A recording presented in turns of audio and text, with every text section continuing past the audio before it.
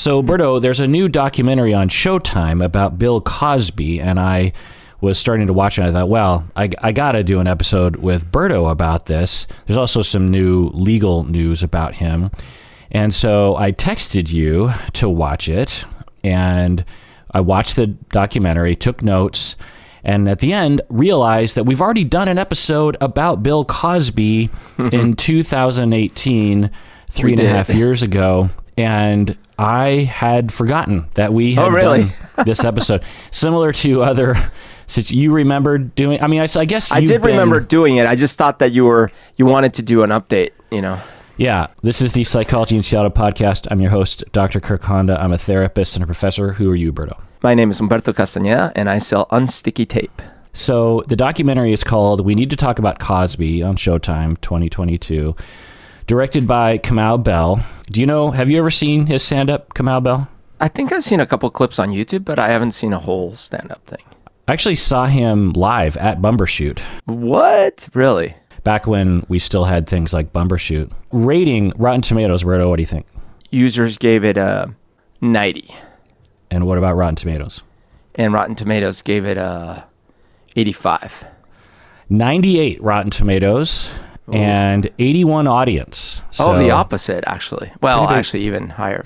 For me, I was like, well, I knew this story forwards and backwards because we did a deep dive on this. So I only gave this movie like a 7, maybe even lower. Not because it's a 7 or a 6 inherently, but because as I'm watching it, I'm like, yep, knew that, heard that. Well, that's interesting because the reason I also thought the critics rated it lower is because I personally, as a documentary, I felt that it was a little too opinionated, if that's a thing. Well, what would it have been like if it was less opinionated? Some of the best documentaries and some of the ones that I like actually are very opinionated. And if it weren't opinionated, it would just be like a news story. Maybe opinionated is the wrong word because opinionated can simply mean that the documentary has a thrust, like it's got a point to make, right?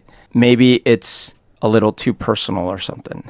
That's what you mean, personal. It was more personal from Kamau Bell's experience. Yeah, as a lover of Bill Cosby, and people might ding it as a critic because it's like, that's not a documentary. You're just talking about yourself. Like it wasn't made by a reporter. A reporter's like, okay, I'm going to make, I mean, I did benefit from hearing directly from the victims in this format. I mean, I'd seen many interviews with the victims prior, but seeing them sort of side by side with the visuals as well, like they would show a flashback photo of the two of them together or something. Yeah. But yeah, so I gave it a 7. What would you give it, Berto? I'd probably do an 8 because I actually had forgotten more than you. Yeah. Like some of the visuals I had never seen, I was like, oh, that's who that person, that model, that Playboy model, whatever. And those appearances, like I would have never actually seen those. Yeah. So it also is another example of how insidious abuse like this is because of the way so many of the victims blame themselves and were embarrassed. How that really is our fault as a society and how that keeps victims silent and it causes problems in the legal, which we'll get into later. But one of the things that I didn't like, and I think this is sort of an example of what I'm talking about me feeling that this person was hurt, is there's an aspect of the documentary that tries to minimize the artistic merits of Cosby. Do you know what I mean? Like it sort of tries to poke holes at the ideal we have of Cosby, even independent of these allegations. Like the image we had of him as being, well educated and smart and responsible and a good member of the community and all these things. But I don't see the value in that angle, and I don't agree with it. Because I think that if none of the allegations had been true, if he hadn't done those things, I think everyone would stand by Cosby as an entertainer and as a member of the community and everything else. So I feel like it's... Yeah. Okay. Yeah, let's get into that. So just to review, in case you don't know, Bill Cosby was because some people listen from another culture. So they might, who's Bill Cosby?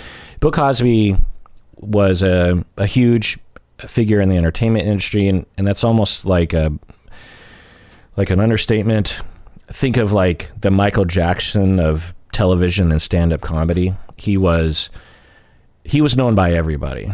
He was a household name for every generation, whether you were 4 years old or 74 years old. It didn't matter what ethnicity you were. You loved Bill Cosby. Everyone loved. He was everywhere all the time. And the documentary, I feel like, didn't really portray that even enough to really just, I mean, they definitely went down that road, but like, I don't know how you could really, even in today's, because I was trying to think for young people today who, someone who's 20 or 30 years old, who from their lifetime that they would feel in their bones would, compare to someone like Bill Cosby. And maybe it's just because I'm old and I don't have my finger on the pulse of young America, but I don't think those people exist anymore. I was actually looking at Instagram, because that's like one way of thinking, like the most Instagram followers. Who do you think are in the top like 10 of today's most followed Instagrammers? Yeah, so if Bill Cosby were if he was Cosby showing it up right now, he would be on Instagram and he would be in the top 10. You know what I mean? So especially with his comedy stuff. So who's in the top 10 today in 2022 for Instagrammers? Okay, I mean, I'm probably not going to know 10 out of the 10 names, but you know all of Justin them because Bieber. They're famous people. No, Justin that's a good Bieber. Good guess, but no. You know all these people, by the way. The boxing ex-YouTuber dude, Paul. No, another good guess. Okay. These are bigger. You're talking about YouTuber. Think about household names. People that literally your mom probably knows these people. So, Beyonce. Yes. Who else? Kanye. Nope. Your mom might not know who Kanye is. Yeah. Yeah. Well, no, come on. Everyone knows Kanye, but he's been a little too weird. I don't know. My parents probably don't know who Kanye is. Whereas my parents probably know, well, maybe not all the people. Anyway, I'll just be Robert Downey Jr. Of American. So there's two non-Americans. You have Ronaldo and Messi, of course, who are 1 and 3. But beyond that, you have Kylie Jenner, The Rock, Selena Gomez, Ariana Grande, and Kim Kardashian. Okay. So I guess I do know the names. Yeah. Yeah. And these are, arguably the most famous people in American culture, especially someone like The Rock, who I think really transcends the generations. Kim Kardashian, Beyonce. But these people are nothing in comparison to Bill Cosby. Bill Cosby at his heyday, it was well, even sort of around his heyday, he was extremely well known, and it's just a product of the way our fragmented culture is today. Back in the day, we mainstream culture in America was a monolith. There were there were 3 when there channels. Was a show on, it was 200 million people would watch it. Yeah. I mean, there were 3 channels: ABC, NBC, and CBS, and pretty much like CBS, I feel like wasn't a major player. I feel like it was mainly ABC and sometimes NBC, and so Bill Cosby was gigantic, and so there's that. And then the other thing is that it came to light slowly over the years that he was routinely drugging women, and just trigger alert actually, because there's really I'm not going to go into graphic detail, but it's hard to talk about this, and I think would kind of be doing it a disservice to dance around what he did. I'm just gonna, so if you're triggered by sexual assault or rape, I would actually talk with your therapist about listening, because this is horrific, monstrous, psychopathic behavior at its highest level, really. And so I can't dance around it. But he was accused of drugging and raping dozens of women. Perhaps it's estimated that it's in the hundreds of women that he was raping throughout his career ever since, like, I think the 60s, so for the 60s, the 70s, the 80s, into the 90s, I think he was routinely raping, drugging and then raping women, coercing, drugging and then raping women. And so the question is, and the other part of it that the documentary, I think, tells at least a good summary of is throughout his career, he was a social justice warrior and was fighting against racism, was speaking out against it, Berto, so the Cosby Show would have been on when you would have moved to the United States when the Cosby Show was on the air. So what was your connection to the Cosby Show as a kid? So I didn't have as strong a connection to the Cosby Show. I watched a few episodes. I knew about it. My connection to Cosby was absolutely like younger. Fat Albert was most of it. And then, so I think because the Cosby Show didn't start like in 88 or something like that. In my memory, it's mid-'80s, early 90s. So it definitely started while I was in Colombia. So by the time I moved here, it was one of those shows that was on TV that I would sometimes watch, but it wasn't a regular for me. Yeah. Like I was a lot more into In Living Color at that point. Yeah.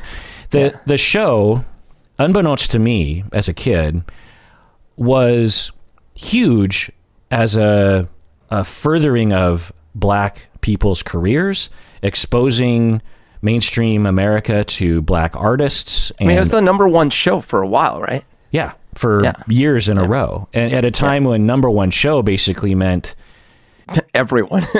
Imagine a world in which literally half of Americans watched one show at a particular time.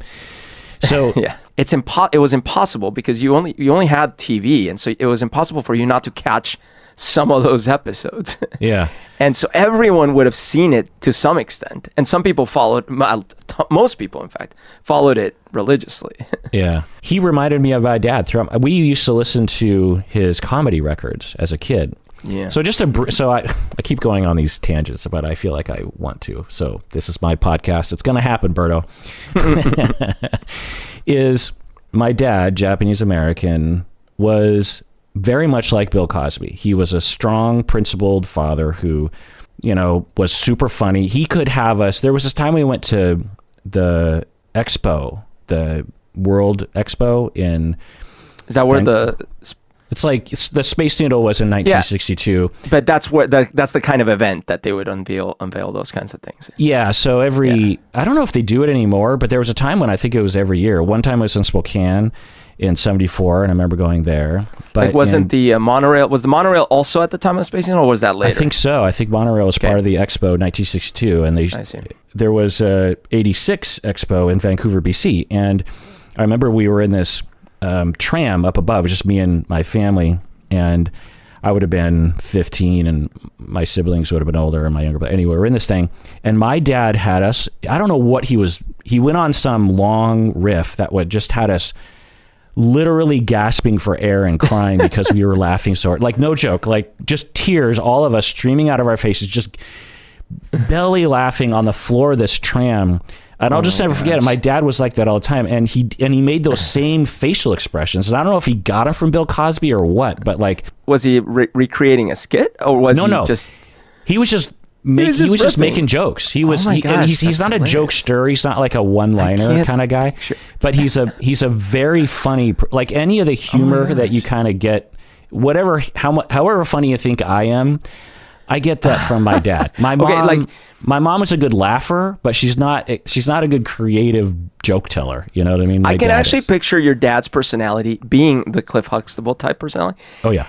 But what I can't picture it is him being like all telling, like saying jokes and things. Oh my God.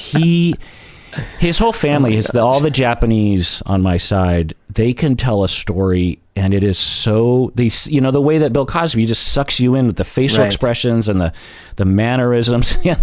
I mean, I just think of my dad telling these stories about, and similar kind of vibe to the stories. It'd be some story about him and his brother and how one of them got bonked on the head and got knocked out, and but he would make this facial expression like I can't, no one in podcast sound can see me, but it's just like your eyes roll back, you go, ooh, and you sort of like the way my dad would pantomime someone being knocked out. It was hilarious, Oh, wow. And my dad was also the sort of guy who would say something like, I brought you into this world. I could take you out. So knock it off. Like he wouldn't say stuff like that directly, but it was that vibe. My dad was loving, always there for us, very stable, never drank, came straight home from work from Boeing at 5:30 every day. Or so you thought. Dun, dun, dun. He'd hang out with his friends sometimes, but mainly just home with the family, watching Happy Days, just a very solid guy, but kind of aloof and not vulnerable, right? And that's kind of Huxtable. That's Cosby is principled, there, funny, interactive, but also serious and disciplined when he needs to be. Yeah, like not like a Homer Simpson. No. In fact, there was never that, and that's an interesting point, because there was something about fathers in the 80s that was more responsible and well put together than by the time we got to the 90s, and yet the Huxtable was the holdover, and I liked that. Well, like Family Ties, the dad in Family Ties. Yeah. My dad was not like him. He was more of a softer. My dad, I remember being extremely intimidated by my dad's forearms, and my dad never beat us. You understand? Like he never threatened to hit. But I remember being just terrified of him if you put your elbow on the table during dinner. You know what I mean? It was just like got it. It was just like it was just a look for. You just imagine Huxtable. You just look at one of the kids and they'd be like, and it was that kind of fathering.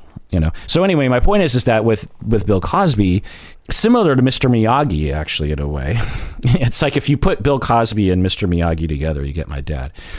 That I had a really felt sense for Bill Cosby. I felt like he was a part of my family in a lot. Like you understood what he was, where he was coming from. Yeah, I felt like I was the son in the Huxtable. What was the kid's name? The other thing I'll say is that growing up, I always had a sense that I was closer to black people than I was to white people, because especially back then, if you were not white, you were black. There was no real brown. It's like you either were white or you weren't, and if you're not white, then you're basically black. You're just in this sort of other category.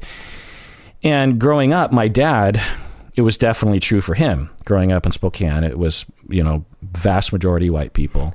Okay. So I gotta intersperse. I gotta tell you what my 6-year-old says to me the other day. She's talking about, I think, art, something she's drawing or whatever, and she says, well, I'm drawing this one. I'm not gonna draw this one with black. No offense, Daddy.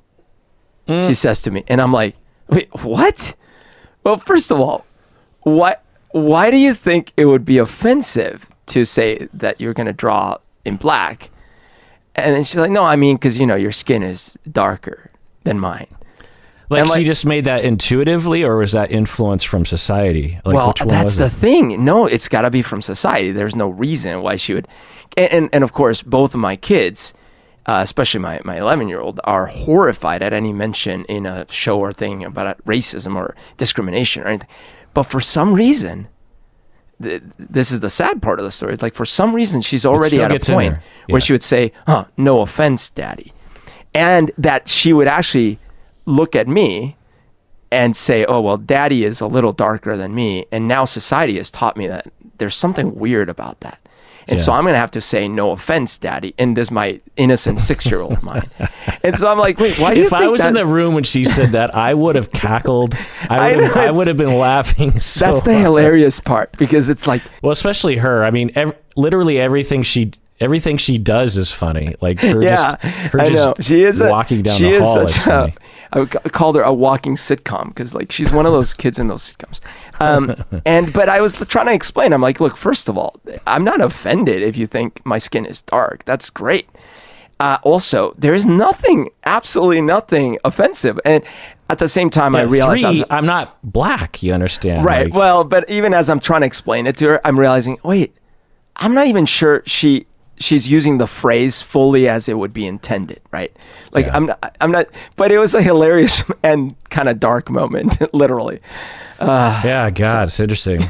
I mean, but in terms of this her 6-year-old mind compared to our 6-year-old mind, she is way beyond, probably, given all the influences and help she's had. But anyway, so my dad growing up was friends with black people, because he was not all the time, but sometimes just discriminated. You know, if you're a non-white person in Spokane, you're just like the other, and so the others kind of stick together, right? And there weren't that many of them.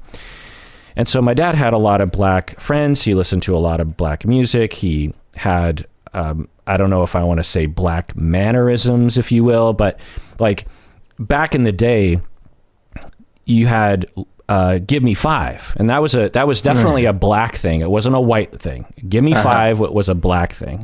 Give me five. We're experiencing Bill Cosby growing up.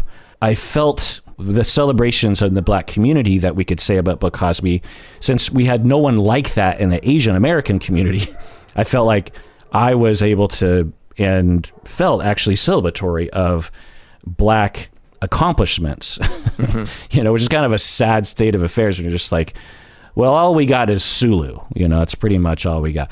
I felt very connected to Bill Cosby, and so this documentary kind of lays that out. But Berto, bringing it back to the original question here, is in the history books 50 years from now, should we highlight what Bill Cosby did for black Americans, you know, in addition to other figures of our era, the 70s, 80s, 90s?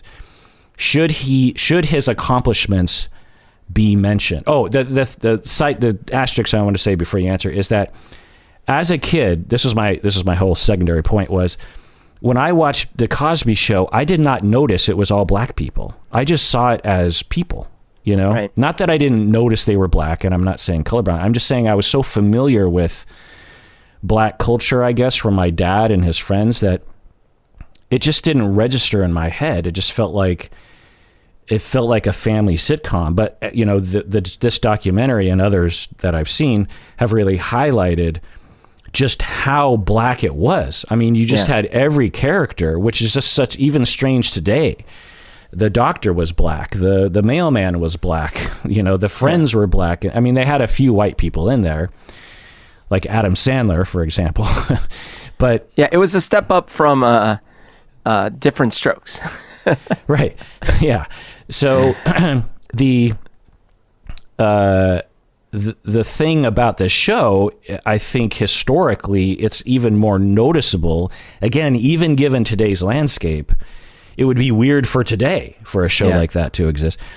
That I think it's notable, and think about all the movement culturally that his show did for us. You know, and they even kind of in the documentary say, would Barack Obama have been elected if it weren't for Bill Cosby? And I think they made a pretty good case that there's a chance he never would, because Barack Obama was kind of like America's dad in a certain way.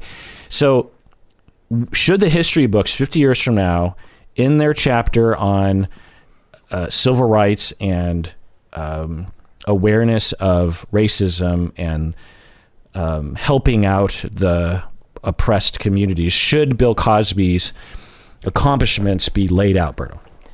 Yeah, so there's two different questions. The question of should history remember and lay out Bill Cosby? Absolutely, without question. In fact, because of its impact and the sort of the dark side of the story, it's very important that that story is well known. Right. So just to chime in on that, so the history book obviously should mention, and by the way, it should be noted that it would later be realized that he was regularly raping people throughout this time. So you're saying that, but I just want to say, Berto, that some people, even in this documentary, are saying, look, he was a guy with a TV show who raped people. No, and that's the part. See, that's the part I disagree with. Like, but to be clear, because I said there was another question. The other question is, should we sort of idolize and lionize Bill Cosby still? And that part, I would say no. I mean, if I read that history book, hopefully I can walk away saying, oh man, what a mess of a person.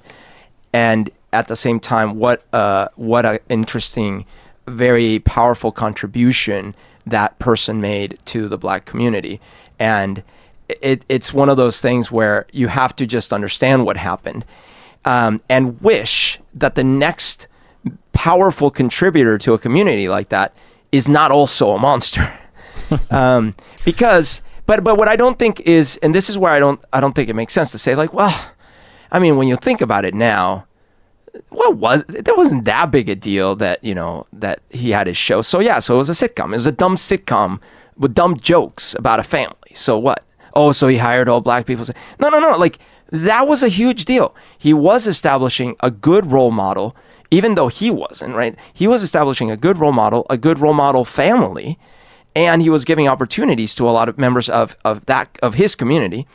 That should not be brushed over. What if it could be scientifically proven, factual, which we could never know, that all of his efforts to end racism or to push back on racism was motivated by his desire to rape women as a way of covering it up, or as a way of just sort of getting people to think of him as this awesome person? What if he never in his heart cared about the movement and was only doing it for selfish, horrific, psychopathic reasons? Yeah, well, still, same answer. I'd say, well, that sucks. And I sure hope the next person that has such a powerful impact in a community is not a psychopath who is only doing... It's like if we found out that Einstein only came up with E equals MC squared to try to impress a person, a girl who then he murdered. It's like, oh, that's horrible. We shouldn't use E equals MC squared. Yeah, I think, no, that's dumb.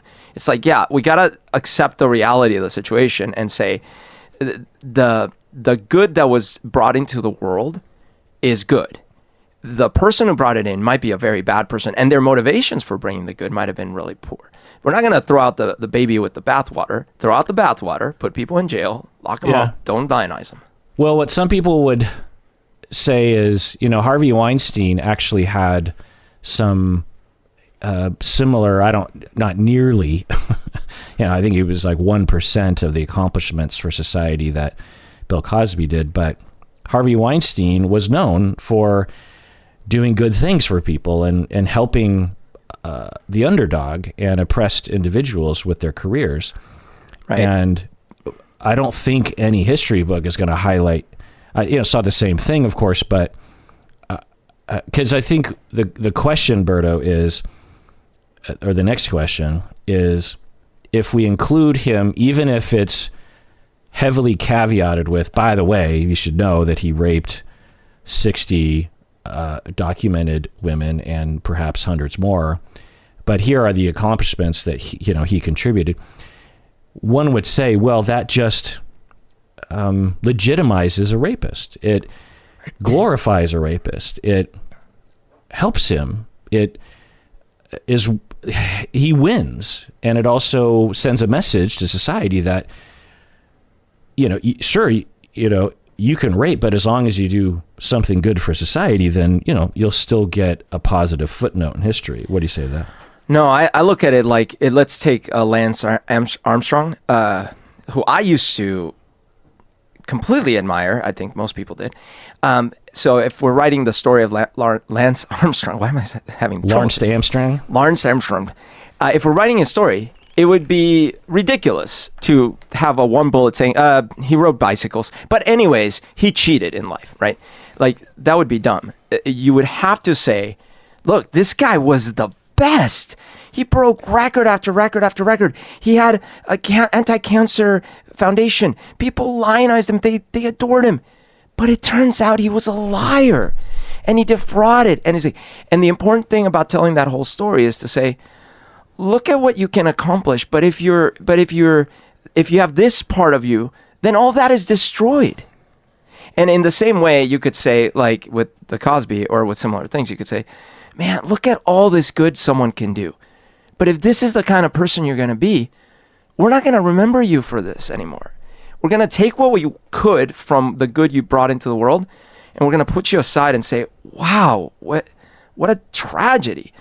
And you're right, with some like Weinstein, probably the things that they may have been doing might not even show up because there weren't enough of them. But I'd say, like, if I was writing the article, I'd say, like, look, this is pathetic. Like, look at all these good things that these kind of powerful people can do. And yet they don't seek the help they need to overcome these horrible deficiencies that destroy humans. But no, I would not hide this, and it's just the difference between, and should we then worship at their altar? No, of course not. But should we sort of like, never mind, they didn't do anything for us. I think that is not the right approach. And I think that this documentary holds that position, or at least it allows for the variance in reactions. But I think because there were a couple long stretches in the 4-part documentary that I thought, is this going to be just a glow piece, just a positive piece about Bill Cosby? Because it's been like 25 minutes of just talking about how awesome he is and all the wonderful, I know and I guess it's historically accurate, but what's going on here? So, and then of course there were long stretches of, but he did zoom positive. back and forth too. There was a little bit. Right. That's what I'm saying. Yeah. It was going back and forth. And I think that the documentary, at least for my tastes, presented the whole story without pulling any punches. And I thought I think it was a good mix, and they gave each, because in some ways you could say that this documentary is also about racism. It's not just about rape and rape culture and misogyny and sexism and victim blaming, which it is all about those things. But it also is an interesting reminder of the racism in our culture and how we have not fully emerged from it yet. Yeah. And how much Bill Cosby and many, many others had to stick their neck out. Because, Bill Cosby, as they laid out in the documentary, was an acceptable black man when he was doing his stand-up. He was clean. He wasn't radical. He wasn't political. He just talked about things that white people could be very comfortable with. And then the late 60s, early 70s, he, started to stick his neck out a little bit and risk the white audiences, especially back then, with completely sabotaging his career. So, so it wasn't like he didn't. So, but yeah, let's take a break, Berto. When we get back, let's go back to my notes and just see, because I think we've ruined my entire progression of the notes, but that's okay. What do you say, Berto? Let's do it. So what's the takeaway, Berto? Like, what did you personally, if anything, after watching this, say to yourself as a takeaway? Well, one of the things, which I guess I had concluded when we talked about it, but I kind of forgot about this, and then seeing the clips really brought it to the front, is there was a whole side of Cosby, a whole world to Cosby that I was really unaware of. Certainly growing up, but even in the 90s, I was an adult, and I was definitely unaware of it. And I'm not talking about the rapes. I certainly was unaware of that. But I'm even talking about okay, and I guess this I could see where the point is fair. I had a very idealized notion of Bill Cosby as a person that was just the little bits that had invaded my life, right? So it's like, oh, he's the Fat Albert guy, and oh, he's that really nice dad on that show, and that was it, right? But then I never actually heard a stand-up, for example. I didn't have that piece. I always heard people talk, oh my gosh, so for the Jello, the jokes, and so I never could relate to those parts of it. And certainly all the things with the actresses and the models, not for one second did I picture in my head Cosby being like a male hunting after women. That was not part of the equation at all in my head. Mm-hmm. So, one thing I took is yeah, of course, first of all these people are way more complex and have way more aspects than just the little bits that we see in their presentations, in their shows, in their things. But just to put a fine point on that, their personality often, and of course it would be true, might lie completely outside of their public persona, and especially the characters that they play. Exactly. And so in many ways, this is true and manifests even with people that are not monsters. But then when you meet them, or when you you might read an article, oh, such and such is getting a divorce. What? I thought they had the perfect marriage. No. This is just a reminder. What we see of celebrities from their shows and movies is just like less than 1% of the reality of their lives. You've made this point before in a different angle. It's like when we talked about diagnosing from afar, and it's like, how much can you really know about someone? But it's just kind of, that was one of the things that really I kept thinking. It was like, oh yeah, right. I know so little about these people. And in this case, it turns out that even people around him were at least either willfully blind or in some cases just, opaque to like this even crazier, darker truth. And that's the other thing that I took away. It's like, wow, it really takes a different brain configuration to live in two realities for so long and be fine with it, because I don't work that way. Like, me, when I talk, I have to tell you the truth and what's in my background and like where I'm coming from. And if I had to sit there and just not expose and lie for decades about, I can't even understand it. I can't relate to it. Yeah.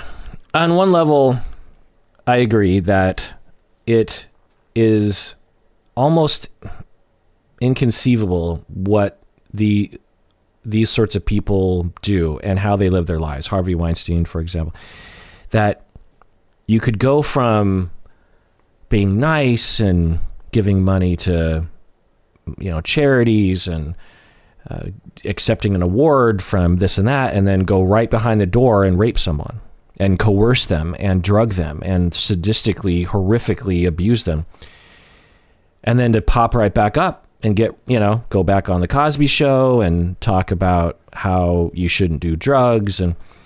And so on one level, it is monstrous. It is completely unrelatable. And similar to you, yeah, I live a life that is, people kind of know me. It's on display. Yeah, like people that are close to me anyway, that there's nothing really hidden. Like when we hear, and I know this is terrible, but like when there's all this worry, it was like, well, like the NSA and Zuckerberg they know everything you're doing. And I'm just like, who cares? Like, I don't care what, there's nothing I'm doing that I would be interesting to anyone. It's just boring shit. It's like I walked, my dog, and so now I know there's other reasons to be concerned, but there's really nothing I'm worried about. But on the other hand, we all have the capacity to lie. We all have lied. We all have the capacity and have withheld information. We all have things we're ashamed of that we don't want to reveal. We might even be in denial of. We might even spin in a certain way, like, well, it wasn't really my fault, or the other person, it's sort of their fault too, or whatever it is. So in some ways, what he's doing is relatable. If you really, well, it's an extreme version of what all of us can do. You're right in that sense. Yeah. I think it's the extreme. It's similar in a way to any human extreme. You could say, like I was just watching a clip. Our friend Mitch sent me a clip of a dude on a motorcycle, a bicycle, BMX bicycle, that went off a ramp and did 4 full flips in the air before landing on the other ramp. 4 flips in the air. It's crazy. Like, think about it. You just go on a bike, whoop, 1, 2, 3, you're not done yet, 4, and then you land. So one conclusion, you see that and you're like, no one can do that, right? And it's like, well, no, someone did do it. And then you're like, well, I could never do that. And it's probably true. I could never do that. But if you practice something enough, you have the human capacities to go down a particular line. I could get better at bicycling. I could probably do a jump. I might even be able to do 1 flip if I really practice. Similar to that, it's true. We all have these skills that have been acquired through evolution and through socialization, which is we can lie, we can live with deception, But the extent of it is the crazy part. For decades, about multiple people whose lives you fully ruin, and you stare at the camera and you're like, nope, not me. Yeah, I mean, the way our society, particularly today, talks about people that we hate, whether it be someone on a reality TV show or Bill Cosby, there's often this discourse around how much they are from another planet and how they must be like a different species. You even said earlier, like their brain must work. Yeah, that's true. And it's just like, actually, no. You know, we tend to talk about them like they're just completely these evil creatures from the depths of hell. However, in the case of Bill Cosby, I'm going to go along with that. I mean, the things that he was doing, the premeditation, the lack of remorse, the years and years, the innocence of these people. I mean, these are kids just looking up to him that are just worshiping him. And he just sucked them in and preyed upon them and threw them away like garbage. I mean, it's like watching the movie Seven or something. It's just like, my God, this was monstrous. This was evil. This was premeditated. It was predatory on the highest level. We're not talking about Kevin Spacey, okay? No. We're not talking about Al Franken. No. We're not talking about someone who sent, a dick pic to an 18-year-old. We're talking about monstrous, evil, horrific, premeditated, sadistic. He wanted them to not want to. He could have had sex with so many people. Many of the people he raped, he probably could have had consensual sex with them. Yeah. I don't know that, but I'm just going to take a guess and say, because he would rush into it. I mean, it was just like, as soon as he had him alone, boom, he'd drug him. Well, it seems like the point was for him to have that process. Like, it wasn't even, it almost seems like that was more important than the actual sex. Right. He didn't try to woo them. He didn't even find out if they would have sex with him. Otherwise, he wanted them unconscious. By the way, trigger alert. It's like, don't listen, honestly. He wanted them unconscious. He also wanted them to not want it. Yeah. He wanted people who did not want to have sex with him. Yeah. And he wanted to treat them like crap afterward. He didn't have to. When you study rapist behavior, there's many different things that other rapists will do that he did not do. He was not nice to them afterwards. He did not seem apologetic. Yeah. He didn't try to coerce them verbally and then resorted to he went straight to the pill. From an early age, he was doing this.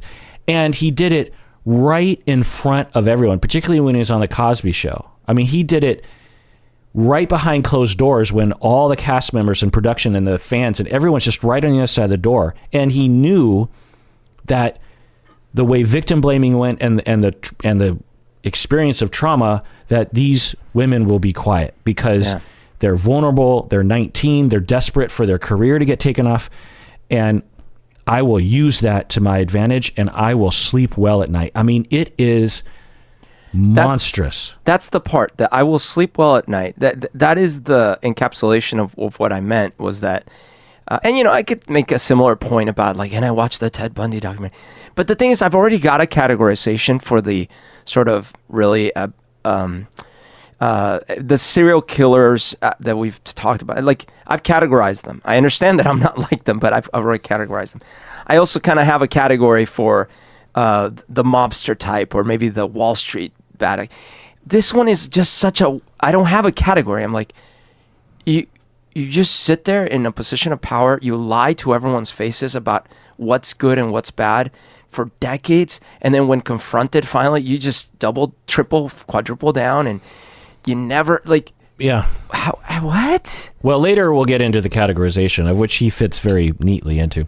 The takeaway for me, Berto, thanks for asking, just joking, is we need What is your takeaway, Kirk? We need to make it easier for victims to step forward. That's the problem. He was a monster. But as I always say, if he dragged people into his dressing room and stabbed him with a knife, the victims would immediately tell someone, at least a small set of people, and surely would not feel like they were to blame or that it was their fault. And surely that the police would, probably listen. I mean, maybe they would be like, well, it's Bill Cosby. Well, and I guess I'd have to pick a crime where you couldn't see physical evidence. Well, it's a stabbing. His hand isn't on the knife. You'd have to take my word for it. That wound right there, that stab wound was from people with stab wounds, people who get mugged, people who have their house broken into. They call the police. People who are victims of these crimes almost never call the police. They almost never tell anyone. And that is our problem. That is our fault. That's always been my contention. And this story illuminates that again. And I commend the documentary for, I think, pushing that ball forward a little bit. We're not, do we believe that every victim today of a situation like this is coming forward? Absolutely not. So the Me Too movement has probably resulted in us going from 3% of victims coming forward to 6% of, we doubled the people that are coming forward, but we still, I'm guessing, a minority of people are coming forward. We need to make it easier for victims to step forward. And me doing this podcast, me doing this episode, me ranting and raving about this is my participation in that movement. And so let's all, you listeners out there, do your part. One, if you're a victim and you have a safe way of coming forward, find people that can support you. You don't have to necessarily, the thing I'll say, if you are a victim and you haven't come forward, there are different layers to coming forward. There's calling the police, but maybe short of that, it's telling a friend, telling a therapist, telling a family member, telling an advocate that will keep it confidential. There's different layers, and when you feel comfortable, you can go down. You don't necessarily have to call the police. It's not, it's not a moral necessity. But the point is that you could do that. Another thing is that when you're a recipient, when you hear about, take the time to listen and be compassionate. If you're a law enforcement officer, if you work in the judicial system, if you're a prosecutor, if you're a defense attorney, honestly, stop it with the victim blaming. I understand you're trying to do well by your client, but there's a moral line. We all understand that, and lawyers have to understand that. If you're a juror, stop rewarding defense attorneys for those arguments. And we're moving in that direction, and we're certainly better than we were before, but we need to do so much work. If you're a social worker, if you work in a school, raise awareness, talk to people, talk to kids, say, hey, we need to talk about this. If you got stabbed or mugged, you call the police. If you get sexually assaulted, in all likelihood, statistically, you're not going to tell anyone. That's wrong. Not on you. That's wrong on us. We need to make it more safe. We need to make it so that we need to create laws like ending the statutory laws like they did in that, and the documentary kind of lays that out for California. We need to punish police officers and detectives for falling into this trap and essentially going along with the perpetrators. Police are supposed to be for the victims. They're supposed to be against the bad guys. How come the system works in the opposite? We need systems. We need laws. We need movements. We need organizations. And so that was my takeaway. And I thought that they laid that out pretty well. Yeah, I agree with that. I wonder if part of it is, and this is going to sound weird, but part of it is making it safer for the accused as well. Yeah. Well, that the very last sentence of the documentary, it was just that one person who was being interviewed, they were so interesting, and everything they said, I was like, I agree with, but I wonder if the average person watching this is going to agree with you. But the last thing that was said by this person was, and I didn't know where they were going with it, but there was something like, so I know it's normal to ask people, because that's what Kamal Bell asked. He asked all the people, do you know someone who's been sexually assaulted? And I'm thinking, of course everyone knows someone. I mean, I just thought the question was kind of elementary in a certain way. And of course, everyone that they talked to was like, yeah, of course I know people. But then perhaps the wisest person that they are interviewing says, well, that's a great question. And yeah, of course. But I think the question you also should be asking is, have you raped anyone? And I just was like, oh my God, that's so interesting, because, that's part of the problem is, okay, sure, we're making it more inviting for victims to come forward. And of course we should do that. But another part of this is you acknowledge that the rapists are your friends. They might even be you. Well, you might have date raped someone and you didn't even recognize her. And so we need to make it more, I guess, a part of the conversation. Rapists aren't this thing that is out in the wilderness. Like, we are the rapists. Yeah, and I'm trying to catch them before we are rapists, right? Trying to catch us before we are rapists. So, for example, if it were not that big a deal, let's imagine we're starting in high school, and a boy and a girl go out on a date, and one of the two gets inappropriately tries to go too far with the other one, crossing boundaries. Well, but the word you're using, I think, correct me if I'm wrong, is coercively, forcefully moves. You said tries to go further. Yeah, tries to. But you could try. You could be like, hey, can we, take it to third base, and the other person could say no, and that's not a date rape. So it's a coercion, it's a forcefulness, This isn't a rape, but it certainly put the other person in an uncomfortable situation that they don't feel good about, and they're now embarrassed about. They feel violated about? A little bit, let's say, right? Okay. And the reason I'm trying to lay it out like that, because A, this is, I'm sure, very, very common. B, no one will talk about it, right? But the reason is because immediately, if it were talked about it, from both sides, it becomes very dangerous. Like, wait, that boy did what? Or that girl did what? Yeah. Whereas if instead it's like, oh, okay, let's dial it back down to like a 2. Right. A, yeah, that's not appropriate. But we clearly need more education here for maybe for both parties, but certainly for one party at least. And because we're trying to make sure that this doesn't keep escalating, and that everyone is aware that if it does keep escalating, we'll keep hearing about it, and then things will stop in a different way. So that everyone's like, oh yeah, I can say things, because first of all, this boy's not going immediately to jail to Siberia. And second, hopefully, and I say boy, but it could have been the other way around. This other person is going to learn from this, because they're going to understand, they're going to try to learn from this. And then if it keeps happening, people are aware, like, no, we just keep talking about it. Now, if it keeps getting more severe and it just not stop, then legal and other consequences start happening to that individual. Yeah. But instead, it's like we go from zero to zero for the longest stretch of time, and then all of a sudden 0 to a billion. Right. And that is a problem. Like nothing. Oh, I was at a party. He kissed me. I didn't want it. Oh, rapist, you're in jail for 1 billion years. Okay, well, that's not going to save anything.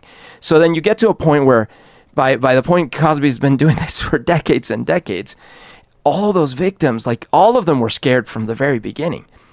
And I'm not saying this would have worked with Cosby. There's probably something unfortunately broken there, but there's a lot of people that maybe if you catch it early enough and it's okay to talk about and try to correct, maybe it doesn't escalate.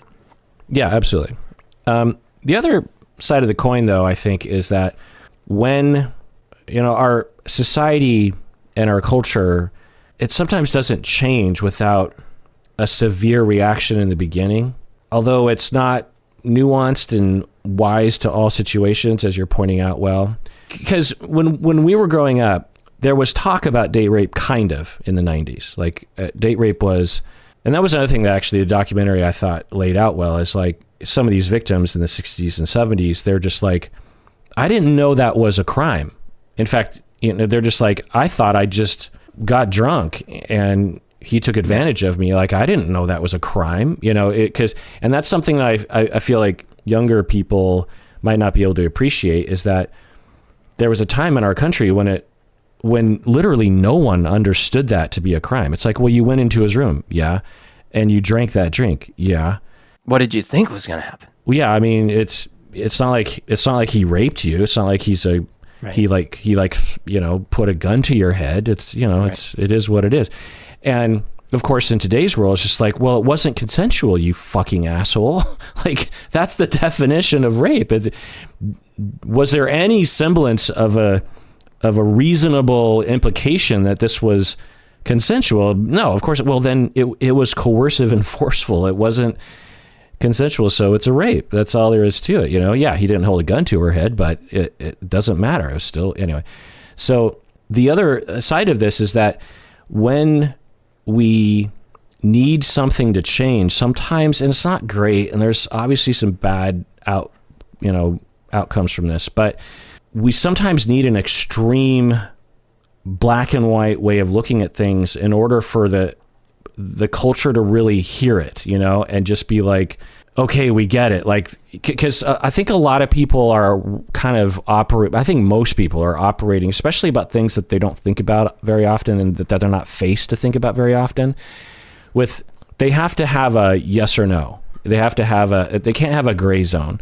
And so in the past, as you were saying, it was a 0. Well, now it's a 10, because I think if you make it a 5, meaning not a 5 like that's a reaction, but if you make it like, well, maybe for some people we have a conversation, and instead of burning them at the stake, culturally wise, I think that if you allow for that, the majority of Americans will still be a 0. It'll give them a way out, and they won't really understand the severity of this. And so it's almost like in the beginning anyway, you have to say, and again, it's not great, and of course it shouldn't stay this way forever. You kind of have to just be like, you are a bad, it's sort of like eventually, and we're kind of getting there already, but I think eventually we're going to get to a place where if you have a car that runs on gas, you're a bad person. And of course, we're not there yet, but we should be. And eventually, once people can afford cars, once it's like A or B and they're the same price, then there should, but gas cars are perhaps a little bit more convenient because they But eventually you might get to this place where you just label people who drive non-electric cars as bad. They're just bad individuals. And, there are situations where some people, it's like, well, I can't do that because of this. I want to have an electric car, or I can't afford it right now. And that will be a bad, non-nuanced way of looking at things. But sometimes it's like you need that just slap in the face on culture. And I think that when it comes to anti-rape sentiment, you almost need this hard slap across the face of America to be like, no, it's wrong. And we don't want to look at it in a nuanced way at this point because you're not listening to us. So here, feel the slap of my judgment that if you cross that line, no, we will reject you. You know what I'm saying, Berto? Yeah, and I think / hope that that's helped for some of the most egregious cases. I think now to get to the long tail of the very more mundane or common or cases, then that's where... But I'm not talking about cases. I'm talking about attitudes.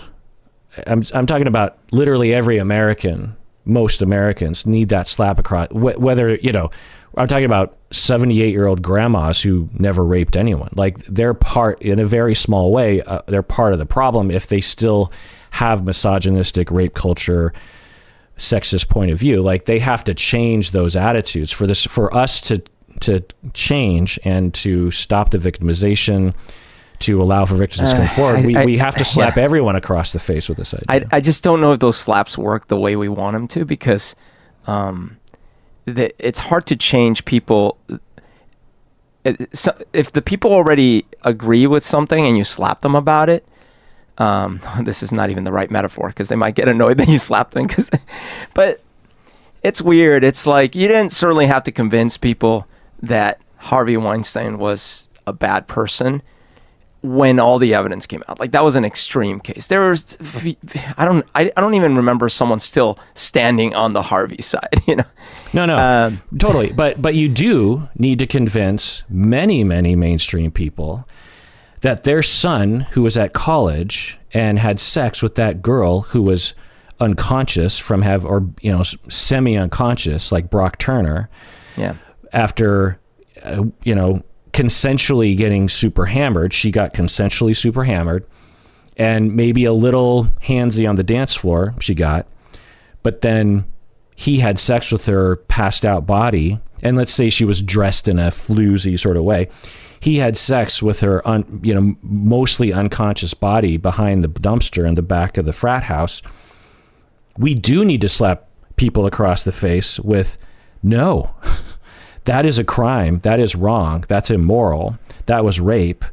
And I understand that it looks a little different to you. I understand that there is you could see maybe the situation isn't being read right. Like if you were there, maybe you'd be like, well, she obviously is giving enough signals of sober consent, but we need to slap people across the face and say, no, if someone is super hammered like that, it's just, even if she's kind of consenting, like it's just not okay in that context, because you don't know that person. You don't know how they're going to feel about it the next morning. So how about we just say no to that? And you will be labeled as a rapist, and we need to slap society across the face, which reverberates to the justice system, because the justice system reflects the slappage of all society, if you will. You know what I'm saying? And judges and juries and what defense attorneys are willing to do and it depends on previous slapping. And so, I don't like it for the same reasons you don't like it. I don't know if I like it or don't like it. I just don't know how effective it is, because it certainly doesn't work the other way around. Like, when a right-wing movement slaps us or the left across the face with dead fetus pictures or things, does that change anything about the right to choose? It's weird. And no one knows how, including myself, how cultures change. So I'm just hypothesizing. But, in terms of the right's slappage about certain PC culture being taken too far, I have received that slap. And well, you felt direct effects of it, and then you go like, oh, maybe this is no, like not me personally. Yeah. I will hear certain arguments because I listen, I try. Yeah. And so that actually leads me to the second. But that's a good example. I have never sympathized or thought it was effective when I hear an actual right-winger whining about PC culture, because that's they're trying to slap me in the wrong way. It's like, oh, like all our freedoms are like the collapse of our Western civilization. Like shut up. Not those statements, but I've heard right-wing people slap back, if you will, at certain elements of PC woke culture and have been embarrassed about my side of the fence and been I guess that may have been effective. That is pretty. I don't like the way you're talking, and I almost never agree with you, kind sir. But I think you're kind of right about that one. For me, the things that have been effective for me are more listening to left-wingers who make points about their perspective about it, because, I don't know. I just think in general, we're probably not even talking about the same things when it comes to slaps, because if we're talking about like the law should be clear, absolutely. The law should be persecuted to the full extent, yes, and people should go to jail, absolutely. But why is it not prosecuted? That's what I'm saying. Culture changes regulation, changes prosecutors, changes legal systems, changes the way people come forward, changes the way the press reacts. So that's the problem. It's not our laws. Our laws are sufficient. They could be tweaked a little bit. Yeah, statute of limitations. Yeah, but like it's our culture that's the problem. Our laws slightly insufficient when it comes to being mugged, probably. But we don't have a problem in our society with victims of muggings. We don't stigmatize them. We do stigmatize, or at least not to the extent, but we do stigmatize sexual abuse victims. And that's why we need to slap the culture and not the legal system. We definitely need to slap the legal system to some extent, but I think our culture has a. I just don't know what the slaps entail, because, like, what I think is we need, because I agree with you. Like zero tolerance, just like it's not acceptable, and you will be judged harshly if you and listen. All you other people, will make an example. I guess that's kind of the slapping. It's just like. If you cross a line, you will be made an example of, so other people will learn this is not okay. Lead by example and bring people into the fold is effective, right? So if we say at high schools, coaches, leaders, teachers, people in media, TV shows, movies, keep hammering the point home of like the right way to behave, the ways that are not good to behave, the risks you run by not behaving the right ways, the consequences, then sure, over time I think the culture changes. But if what we mean is immediate demonization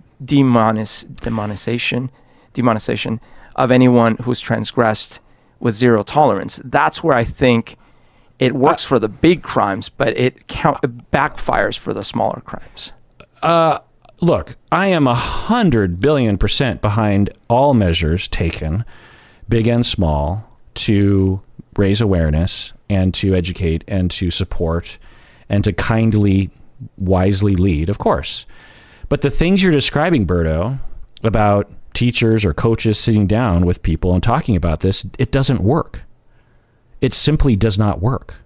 Without some massive movement, without some other thing, coaches have been talking to boys and teachers have been having, watching a video about sexual harassment or whatever on various levels. And might it work incrementally? Sure, I'm guessing on average. But clearly in 2022, we still have a problem with this. We've been doing that stuff for decades.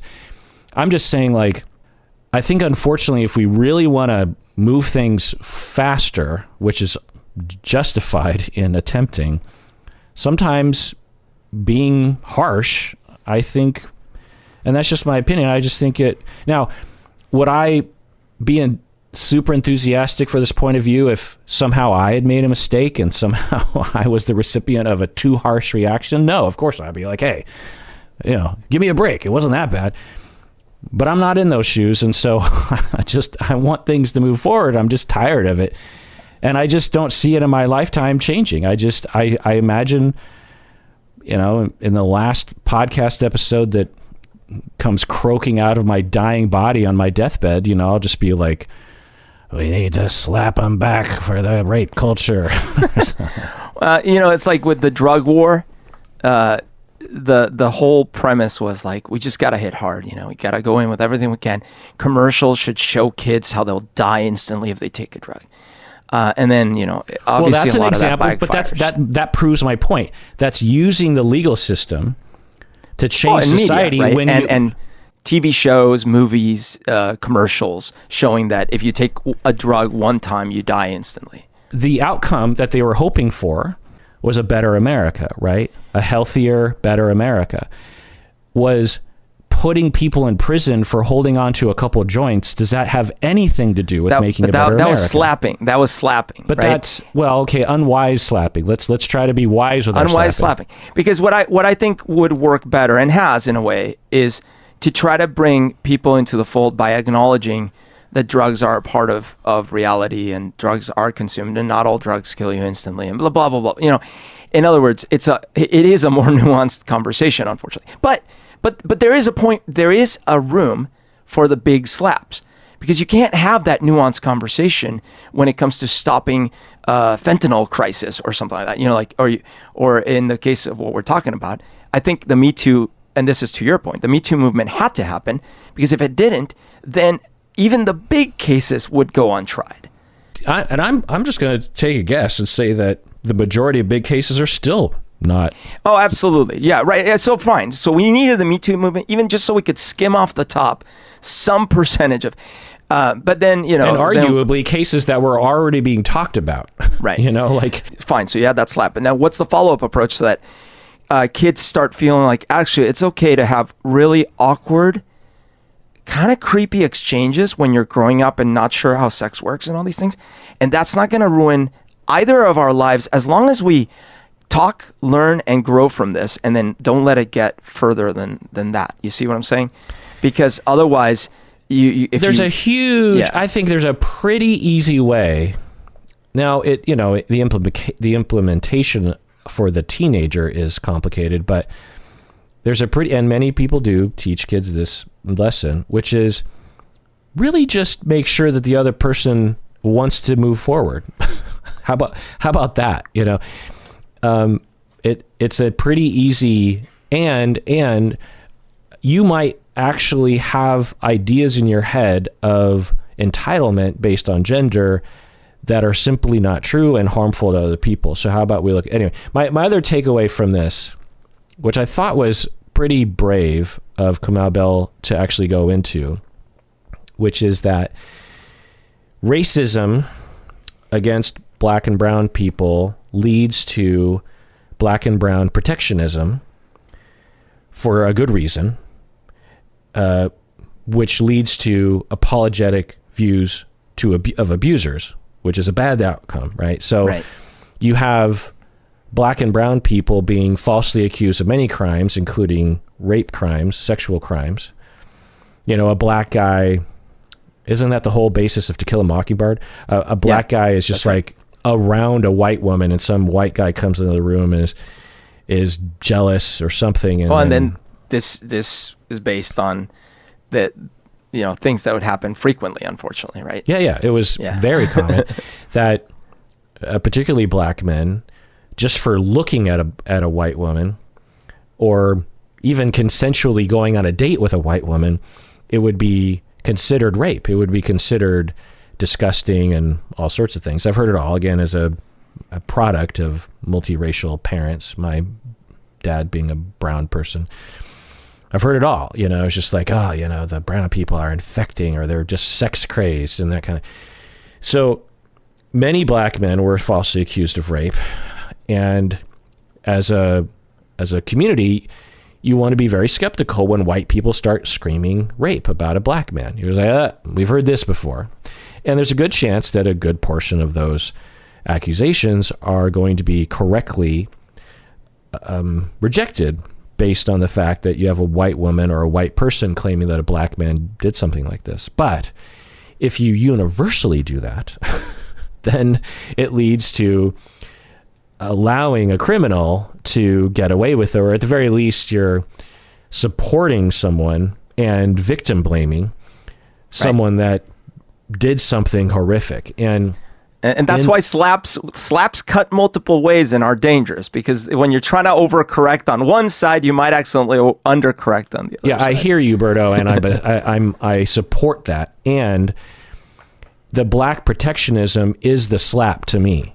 Yeah. Because without that, you don't get to where we are today. You need community, adherence to perhaps a harsh or rigid view in order to take the next step, which I think this documentary is. I think that this documentary represents the next step.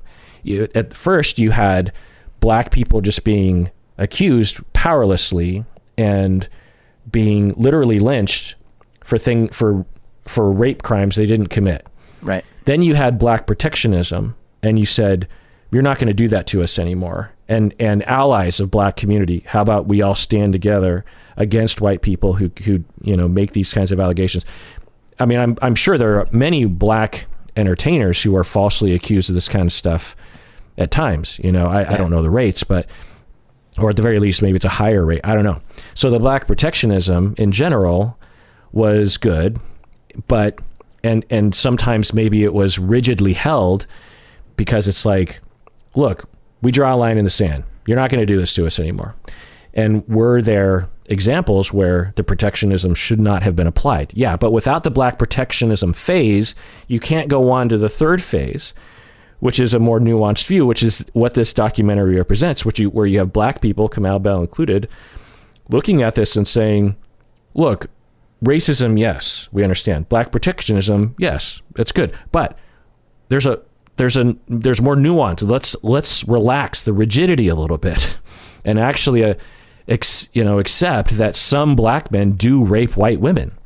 It's not, we can start to move forward where we've all agreed that those racist things happen, and we've all agreed on a policy of skepticism, but we can also agree that when enough victims come forward with credible stories, we have to stop with the black protectionism. And it was interesting in the documentary because some of the people being interviewed, I felt still had that point of view. Some people didn't, clearly. Like that one black woman's like, look, he's just a rapist who had a TV show once. That person is not amidst black protection. They haven't been brainwashed into that. Well, and some people feel that way about OJ, right? On both sides. Right. The same thing happened with OJ. Whereas, exactly. Yeah. Yeah, exactly. It's exactly the same thing. And, but there were some people being interviewed that were saying things like, well, it's complicated, or, well, he's a guy that did, some really amazing things for the community, and, he sort of did some bad things. I can't remember the exact sentences they were saying, and I was just like, no, that's not the way you put it. He was a monster. He's up there with Ted Bundy. I mean, he didn't kill anyone, but the callousness and the serial nature of it is in terms of the dysfunction and the psychopathy is extreme. He was a horrific abuser of human beings and traumatizer. It's not like complicated. The leader of the Westboro Baptist Church, the one that protests all the funerals and things. Yeah. The leader, who I believe is dead now or whatever, but apparently got his start with working as a lawyer defending people for their rights in the South, and defending, I think, people of color and women or something. Like, I can't remember, but he started doing good and then morphed into that. And it's one of those things where you can't just say, like, well, no, did lots of good, lawyer did lots of good stuff. And then, now, like, kind of like maybe leads people a bit astray. Like, you have to put it in full context. Yeah, exactly. And now, I'm not saying we don't deny that Bill Cosby did good things. I'm just saying I wouldn't word it or recommend or think well of people who look at it from a minimized point of view of what he did. There's really no ambiguity about what he did and the severity of those crimes. I have to say they're all allegations. Most of them are allegations and not tried in a court of law. But come on, people. 60 people with the exact same story. No, it just doesn't get worse. Yeah. To accentuate your point overall, I do agree, and I think we're totally in agreement that in history, there are points in time where big movements that are not so subtle are required to make any progress. And that is necessary. And then I think where I want to see because you just said, hey, this documentary is kind of the next step in that community for that aspect. And similarly, I'm curious to see the next step in, like, how do we all learn and get better in the long tail of human relationships, not only in the worst of the worst case scenarios. What do you mean? Like I said, because yes, these movements, these things have brought to light some of the worst and made it possible for those to finally be like, oh yeah, that is bad. That is really bad. But I don't feel like culture, I don't know how much culture has actually changed at the individual relationship level. And there certainly has been some backlash, like people saying like, well, now I don't even know what to do when I'm in a date and blah, blah, blah, which is, ridiculous. But I think we need the next set of tools so people don't get to say that. You're talking about sexual, dating, sex, date rape, not even date rape, just like even avoidance of date rape situations. How do you date someone without date raping them? By the time we're at like date rape, like I think we've failed, right? But you're saying like, how do we guide people on how to date in a space without violating each other's boundaries? You talk to 10 young people who are like 100%. I do not want to date rape anyone. That's not in my bones. 100%. How do I do that? That's what you're saying. No. Because again, if we're talking about date rape, we've failed. Like, and unfortunately, we have failed. Like we've already failed. Yeah. But I'm saying like, how do we even get to the step where like, hey, how do I have a dating relationship with someone and respect their boundaries and have sort of like a give and take and both of us feel like we're equal participants in the relationship? Because Consent. The levels after that, it's like, oh, okay, how do I stop from being verbally abusive, or how do I stop from being too controlling, or how do I stop from touching inappropriately, or how do I stop from being physically violent? Like, there's so many levels on top of that, right? But we are not even having a conversation of at any level other than don't rape. No, and we won't tolerate you raping. I mean, I'm not sure if I'm understanding what you're saying, or my brain is bad today, because it kind of is. But well, like you were just saying, and I completely agree, that the Me Too movement, as powerful and strong as it was, didn't expose the majority of the problems. It just exposed, kind of the worst of the worst. Seemingly, who knows? I mean, there could be even worse people out there. Right. So clearly that by itself is not enough. Yeah. And I think that part of it is that, yes, victims still don't feel like they can come forward, but also that potential aggressors or potential victimizers don't even know that they are being victimizers in some cases. And we don't know how to recognize them. They don't know how to come forward. They don't know what to do if someone comes forward about them. We don't have a dialogue as a community, how to take those people and deal with them at different levels of their journey towards aggressors. Yeah. We don't have any of these tools. Yeah. And to put it into kind of ground level terms, I had a client in the very beginning of my career who was a sexual criminal. He was a teenager, and was extremely compulsive and out of control, and needed 24/7, literally 24/7 observation and monitoring so that he wouldn't abuse people. And I've never come across another case like this. And it was the way we all believed that if he somehow evades the law, he is going to abuse people for the rest of his life. Or something weird's going to change in his brain over the next 10 years. I don't know. And a lot of the things he was doing, one, was debatable. The things that we would catch him doing were debatable as to whether or not they were illegal. And two, most people wouldn't report it. And three, many people didn't even know they were victims, because a lot of the things that he did without them being aware of it. Oh, geez. And so, yeah, I mean, it's one of those situations where even if we did have a good culture, it's how do we stop perpetrators from doing it? Yeah, I don't know. But anyway, so this leads me to an example that in my own life, and I don't know that much about this news story, but I'll just talk about it from my own perspective. So in 2014, we elected Ed Murray. Do you remember Murray, the mayor in Seattle? Yep. So he was the first gay mayor of Seattle. Did you know that? Yep. And it was a big... Well, that we know. Yeah, right, exactly. Yeah. Out gay person. And we all celebrated that. It felt like a huge victory. Like finally Seattle, very LGBTQIA affirming culture and city on average, we elected a pretty good guy, Ed Murray, gay mayor. This is great. This is good. That's right. Then in 2017, do you know what happened? I know that there was a scandal. He had, abused some people. Right. Kids. Number of people accused him of sexually abusing them, including one of his own foster children, by the way. Oh my God. He was never convicted. He's never been tried.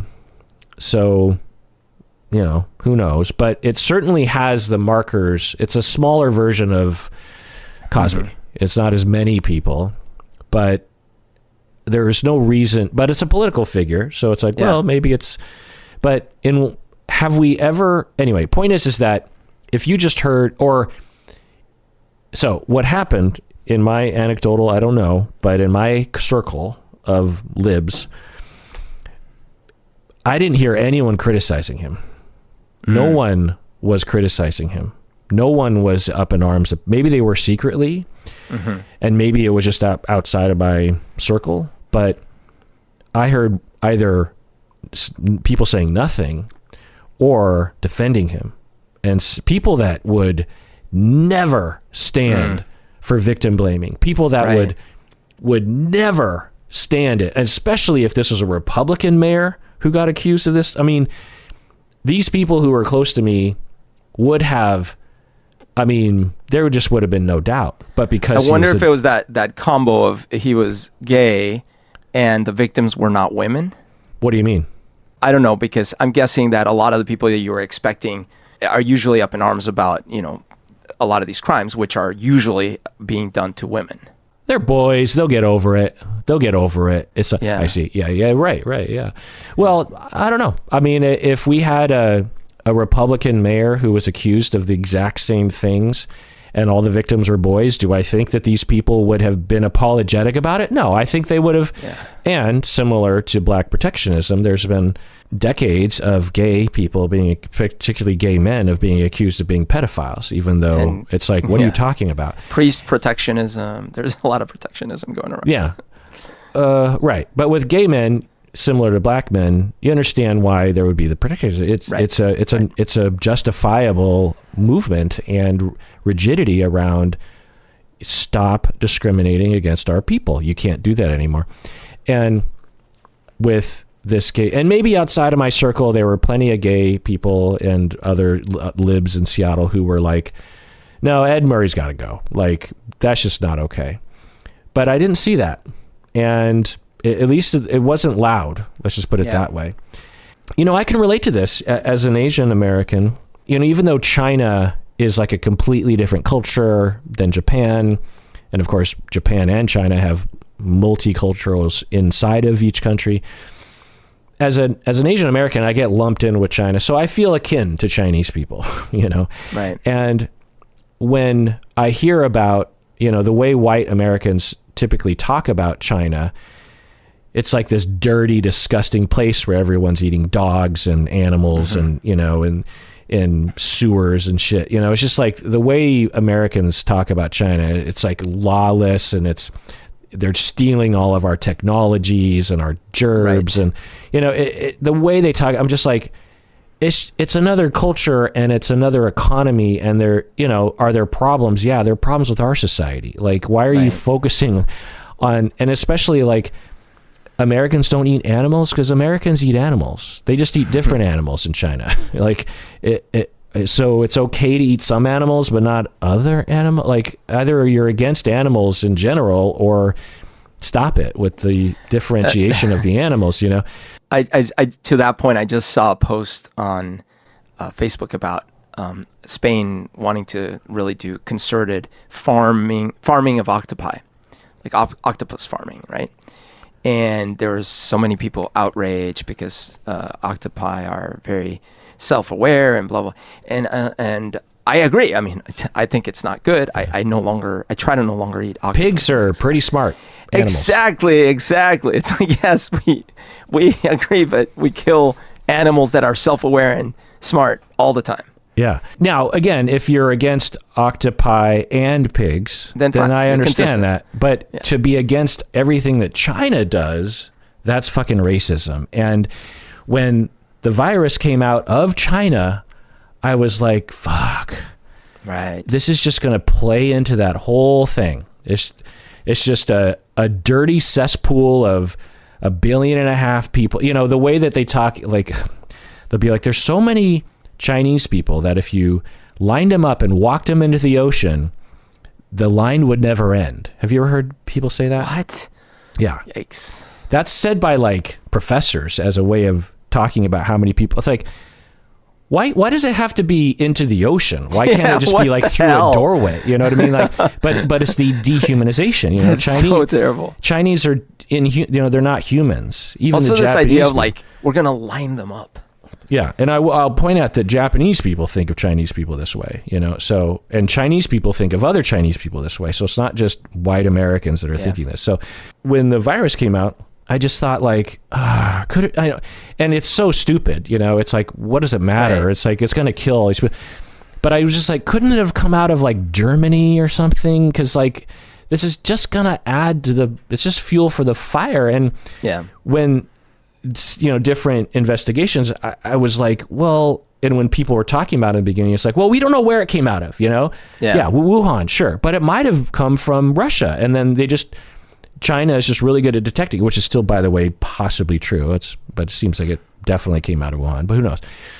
And I was apologetic. I didn't want it to go badly for my people.